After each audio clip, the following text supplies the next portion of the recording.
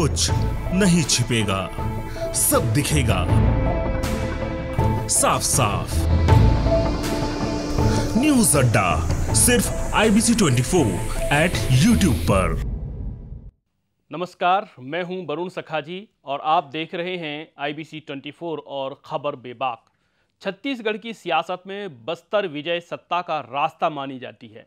हालांकि ऐसा हमेशा नहीं होता, लेकिन ज्यादातर होता है। इस क्षेत्र में अभी सभी 12 सीटें कांग्रेस के पास हैं। ऐसे में खोने के लिए भी कांग्रेस के पास ही सबसे ज्यादा है, भाजपा के पास बहुत कम।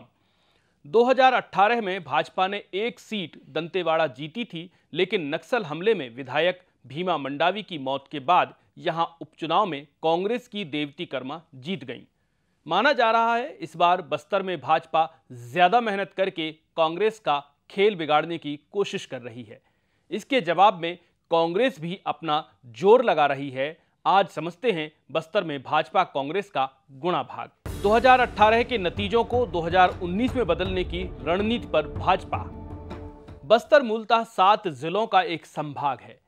यहां 12 विधानसभा सीटें आती हैं। इसे जमीनी तौर पर उत्तर बस्तर और दक्षिण बस्तर में बांटा जाता है। 12 विधानसभा सीटों में से 11 आदिवासी समाज के लिए आरक्षित हैं।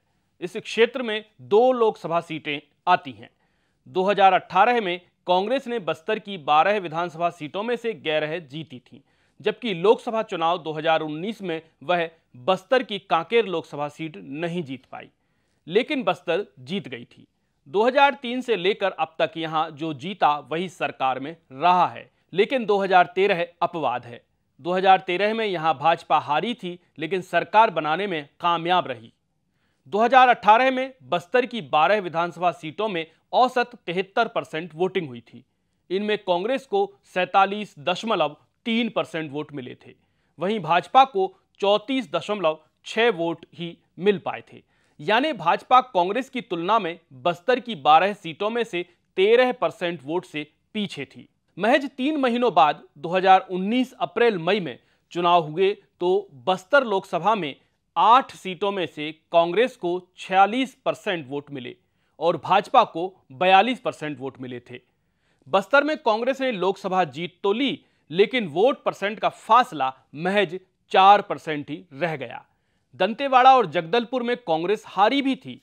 वहीं बस्तर की 4 सीटें अंतागढ़, कांकेर, भानुप्रतापपुर और केशकाल कांकेर लोकसभा का हिस्सा हैं।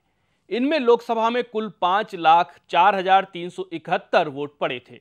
इनमें से कांग्रेस को 2,63,319 और भाजपा को 2,43,000 वोट मिले थे। ऐसे में देखें तो कांग्रेस को 52% और भाजपा को 48% वोट मिले थे।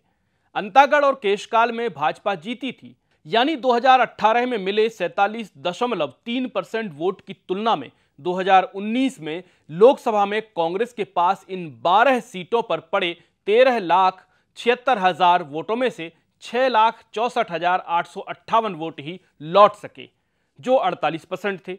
जबकि भाजपा ने इन 12 विधानसभा सीटों से 2019 के लोकसभा चुनावों के लिए 6,01,000 के करीब वोट हासिल किए। यह 43% थे।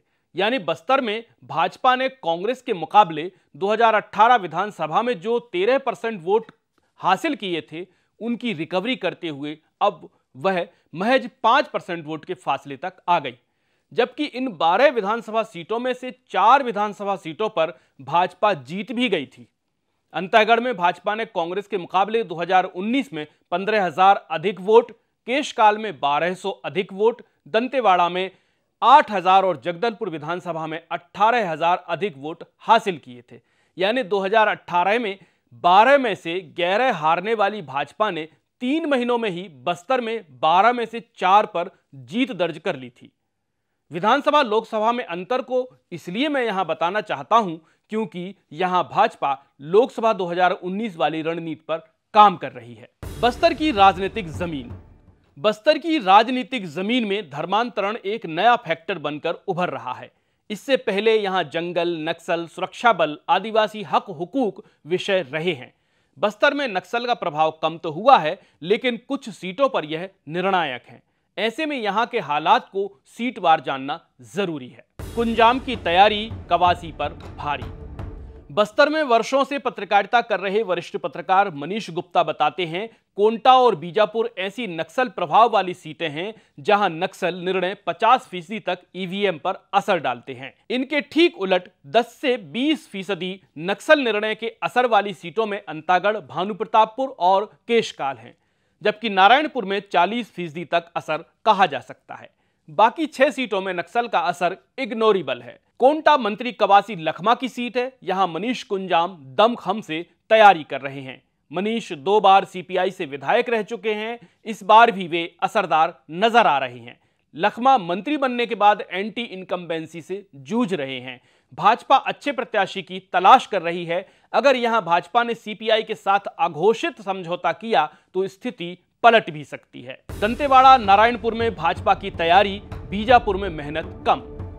दंतेवाड़ा में कांग्रेस की देवती कर्मा को भी अधिक मेहनत की जरूरत है। यहां नगरीय क्षेत्र में भाजपा की स्थिति ठीक है, जबकि ग्रामीण क्षेत्र में भी पैठ है।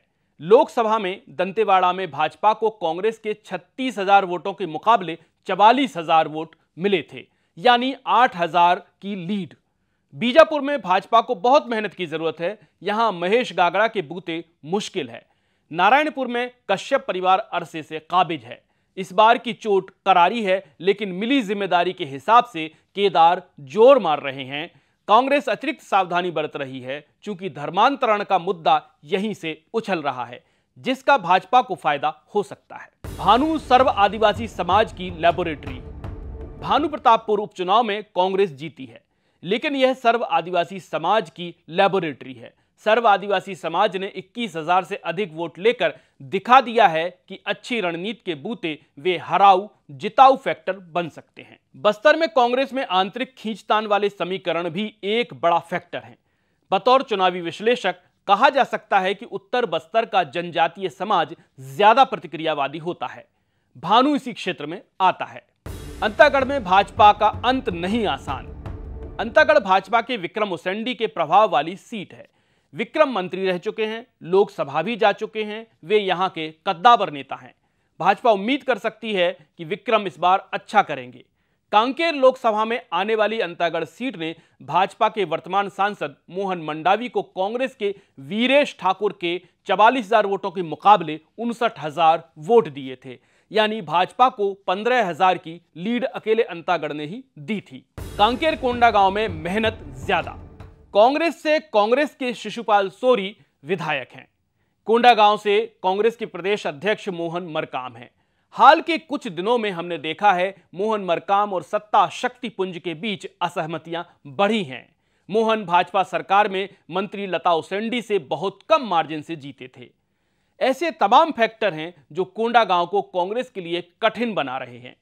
कांकेर में बड़ा एरिया नगरीय क्षेत्र का है और सामान्य व ओबीसी मतदाता भी पर्याप्त हैं। ऐसे में यहां भी 2018 के नतीजे दोहराए जाना थोड़ा कठिन है। केशकाल का सोशल फैब्रिक अलग। केशकाल का सामाजिक ताना बाना बहुत जुदा है, इसलिए यहां कांग्रेस आत्मविश्वास में दिख रही है। संतराम नेताम को कांग्रेस ने जोगी के विरुद्ध इस्तेमाल किया था।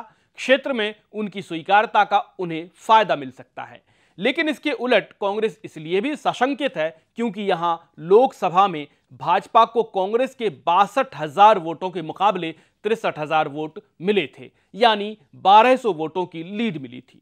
बस्तर, जगदलपुर, चित्रकूट में पार्टियों में कलह है। बस्तर के विधायक लखेश्वर बघेल के लिए रास्ता ज्यादा कठिन नहीं है। भाजपा यहां चेहरे की तलाश में है। यहां कोई बड़ा राजनीतिक दांव दोनों दलों के पास नहीं है। जगदलपुर बस्तर की इकलौती सामान्य सीट है। यहां से रेख चंद जैन कांग्रेस के विधायक हैं। पार्टी तमाम विकल्पों पर बात कर रही है। भाजपा यहां दम लगा रही है। भाजपा को उम्मीद है यह सीट वह जीत सकती है। भाजपा इसका कारण लोकसभा चुनावों को मान रही है। लोकसभा चुनाव की रणनीति के मुताबिक जगदलपुर से भाजपा ने सर्वाधिक 18,000 की लीड हासिल की थी। यहां लोकसभा में भाजपा को 77,000 और कांग्रेस को 59,000 वोट मिले थे। चित्रकूट दीपक बैज की सीट थी, लेकिन वे सांसद चुने गए तो उपचुनाव में राजमन बेंजाम विधायक बन गए। राजमन और दीपक के बीच प्रेम पूर्वक संबंध नहीं दिखाई देते। ऐसे में यहां प्रभाव, वजूद और रसूख का संग्राम हो सकता है। इसका फायदा स्वाभाविक रूप से विरोधी दल यानी कि भाजपा को मिल सकता है। बस्तर में राजा धर्मांतरण आरक्षण का असर। बस्तर क्षेत्र में धर्मांतरण एक बड़ा फैक्टर है। गांवों में टकराव की खबरें आम हैं, पुलिस पर गुस्साई भीड़ के हमले दिख रहे हैं। यह सब चुनाव पर असर जरूर डालेंगे। वहीं इस बार के चुनाव में राज परिवार से कमल भंजदेव और किरण देव भी हैं।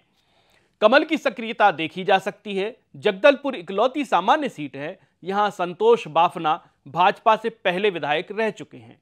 इस बार उन्हें लेकर भाजपा सशंकित है। ऐसे में राज परिवार भी एक फैक्टर हो सकता है। आरक्षण का सबसे ज्यादा असर उत्तर बस्तर के क्षेत्र में दिखाई देता है। दक्षिण बस्तर में यह उतना असरदार नहीं है। आरक्षण पर फंसा पेंच किसे फायदा देगा कहना मुश्किल है, क्योंकि इसमें कांग्रेस भाजपा दोनों आरोपों के दायरे में है। सर्व आदिवासी समाज इसी मसले को कोर इश्यू बना रहा है। तो कुल जमा क्या कहा जाए? यूं तो चुनाव है, लोग अपनी राय ईवीएम में जब तक दर्ज न कर दें तब तक कुछ नहीं कहा जा सकता।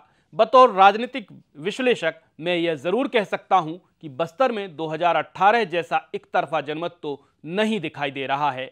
जाहिर है टक्कर होगी, कुछ सीटों पर कड़ी टक्कर भी होगी। ऐसे में एक बात बहुत साफ है, बस्तर में सीटों का गणित 12-0 या 11-1 या 10-2 या 9-3 या यहां तक 8-4 का भी नहीं रहेगा। यह 50-50 जैसी स्थिति भी बना सकता है। चूंकि भाजपा लोकसभा वाली रणनीति पर काम कर रही है, जिसमें उसे 12 में से 4 सीटों पर बढ़त ऑलरेडी मिल चुकी है। खैर, बने रहिए मेरे यानी वरुण सखाजी के साथ ऐसे ही और विश्लेषण देखने के लिए। बहुत बहुत शुक्रिया। नमस्कार। कुछ नहीं छिपेगा, सब दिखेगा साफ साफ। न्यूज़ अड्डा सिर्फ IBC 24 @ YouTube पर।